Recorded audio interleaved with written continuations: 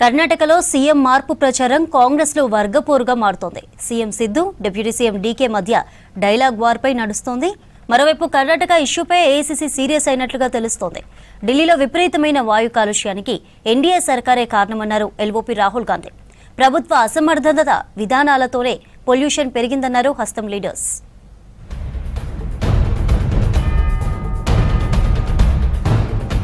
కర్ణాటకలో సీఎంను మారుస్తారనే ప్రచారం కాంగ్రెస్ అధిష్టానానికి తలనొప్పిగా మారింది. ముఖ్యమంత్రిగా సిద్ధరామయ్య పదవీకాలం 2.5 ఏళ్లు దాటడంతో మిగిలిన పదవీకాలానికి డీకేను సీఎం చేయాలని కొందరు ఎమ్మెల్యేలు డిమాండ్ చేస్తున్నారు. అటు CM Siddu, deputy CM DK మధ్య సోషల్ మీడియాలోనూ డైలాగ్ వార్ నడుస్తోంది. ఇచ్చిన మాట నిలబెట్టుకోవడమే ప్రపంచంలో అతిపెద్ద బలం అంటూ ఎక్స్లో పోస్టు చేశారు డీకే. దీనికి కౌంటర్గా మాట ప్రజలకు మంచి చేయలేనప్పుడు ఆ మాటకు శక్తి ఉండదంటూ కౌంటర్ ఇచ్చారు సీఎం సిద్ధరామయ్య.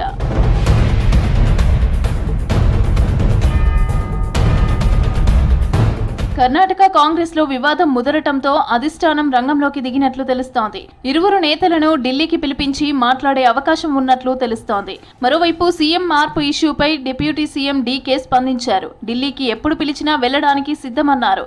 తాను పార్టీని గౌరవిస్తానని, అధిష్టానం నిర్ణయానికి కట్టుబడి ఉంటానన్నారు DK.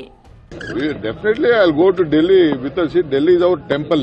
Without Delhi, nothing can go. Congress party is a party with a big history, and always Delhi will guide us. We may rule here. Ultimately, we have a policy contained to the whatever the policies of the Congress party and the constitution. We have to work by that. I'm not hurrying anything. My party will take at the right time.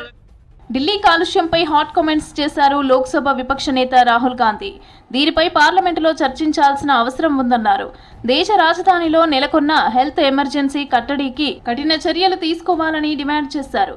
ఢిల్లీలోని ప్రతి తల్లి తన బిడ్డను కాలుష్యంలో పెంచాల్సి వస్తోందని ఆవేదన వ్యక్తం చెందుతున్నారు.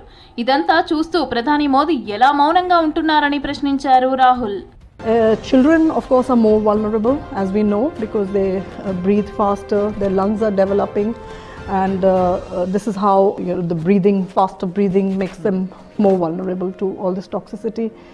And there are almost close to 500 children under 5 who die every day in India because of air pollution. Now, in the past 10-15 years, most of the kids who are coming to me, I'm giving them nebulizer, I'm giving them steroids. Really, sir, this problem is, I'm telling you, it's horrible. I also breathe the same air and it's terrible. And my niece and nephew grew up in it. You can't escape. So in a sense that everybody is affected by it.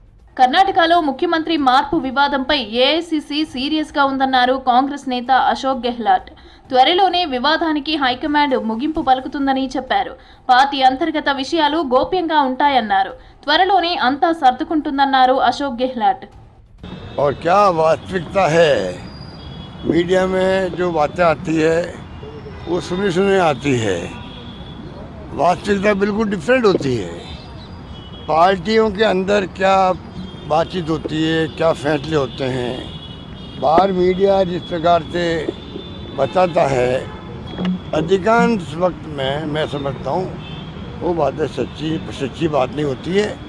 ప్రధాని మోదీ సర్కార్ SIR పేరుతో ప్రజల vote హక్కుపై దాడి చేస్తోందన్నారు కాంగ్రెస్ నేత పవన్ ఖేరా. బీహార్ ఎన్నికల్లో భారీగా అక్రమాలు జరిగాయని ఆరోపించారు. ఎన్నికలకి ముందు, ఫలితాల విడుదల తర్వాత తాము లేవనెత్తిన ప్రశ్నలకు ఈసీ సమాధానం చెప్పలేదన్నారు. హర్యానా, కర్ణాటక, బీహార్లో ఈసీ అక్రమాలపై రాహుల్ గాంధీ అనేక ఆధారాలను బయటపెట్టారన్నారు పవన్ ఖేరా.